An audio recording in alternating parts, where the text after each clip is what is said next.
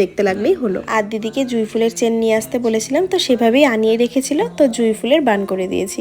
তারপরে বুনু আস্তে আস্তে ওকে জুয়েলারিগুলোও পরাচ্ছিল। দেখো দিদিকে দেখতে কিন্তু এখন থেকেই ভীষণ সুন্দর লাগছিল। আর ঘরের ভেতরে যতজন ছিল সবাই বলছিল যে ভীষণ সুন্দর লাগছে। এবার কলকা করার পালা। গাল কলকাটা বুনু করেছে আর কপালের কলকাটা আমি করেছিলাম। কলকাটা তোমাদের কেমন লাগলো আমি জানি না, কিন্তু দিদির কিন্তু পার্সোনালি কলকাটা ভীষণ ভালো লেগেছিল। এবার জুয়েলারি সব পরানো হয়ে গেলে আমি মুকুটটাও পরিয়ে দিয়েছিলাম। এবার মুকুট নিয়ে একটা কথা বলি, মুকুট আমি আমার মতন করে আমি সাজেস্ট করেছিলাম, কিন্তু দিদির বাড়ি থেকে বলেছে যে সোলার মুকুটই পরতে হবে, তো এন্ড মোমেন্টে এই মুকুটটাই পরানো হলো।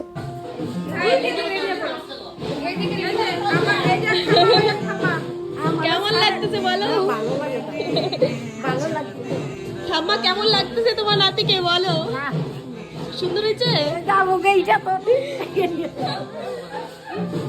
তোমরা তো শুনতেই পেলে যে ঠাম্মাকে জিজ্ঞেস করেছি যে কেমন লাগছে। সরি আমি নাতি বলে ফেলেছি, কিন্তু সেটা নাতনি হবে। যাই হোক, কিন্তু দিদিকে কিন্তু সত্যি ভীষণ ভালো লেগেছিল। দিদি চেয়েছিল দিদির স্কিন থেকে যেন উগ্র মেকআপ না হয়, তো আমিও চেষ্টা করেছিলাম যে স্কিন টোন অনুযায়ী কাজ করার। তো তোমরা দেখে বলো তো যে কিরকম লাগছে দিদিকে। এবার অন্যদিকে আমাদের পার্টি মেকআপ গুলোও করতে হবে। তো পার্টি মেকআপ করতে করতে এই বাজনার আওয়াজ শুনে কি আর থাকতে পারা যায় বলো?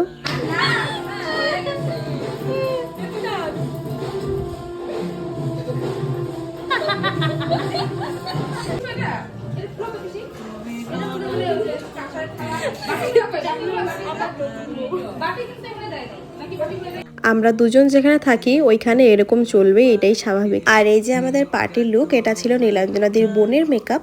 জুয়েলারি এখনো পরেনি, জুয়েলারি বাড়ি গিয়ে পরবে। তো এখনই কতটা সুন্দর লাগছে তোমরা দেখে একটু বলো। আমি এই একজনেরই ভিডিও নিতে পেরেছি, আর ভিডিও নিতে পারিনি।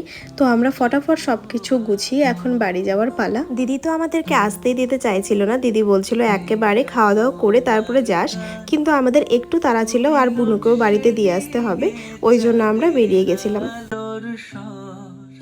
তুমি ঝড়ের শেষে সূর্য ধোয়া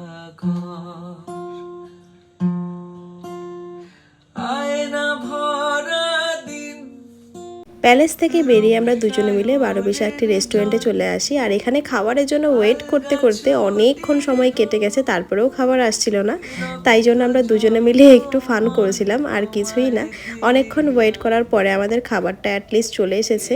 প্রথমে বিরিয়ানি অর্ডার করেছিলাম, কিন্তু অ্যাভেলেবেল না থাকায় এখানে ফ্রাইড রাইস আর চিকেন কষা অর্ডার করেছিলাম। তো এটাই খেয়ে আমরা বাড়িতে চলে গিয়েছিলাম। তো আজকের ব্লগটা এখানেই শেষ করলাম। দেখা হবে পরে সুন্দর আরেকটি ব্লগে।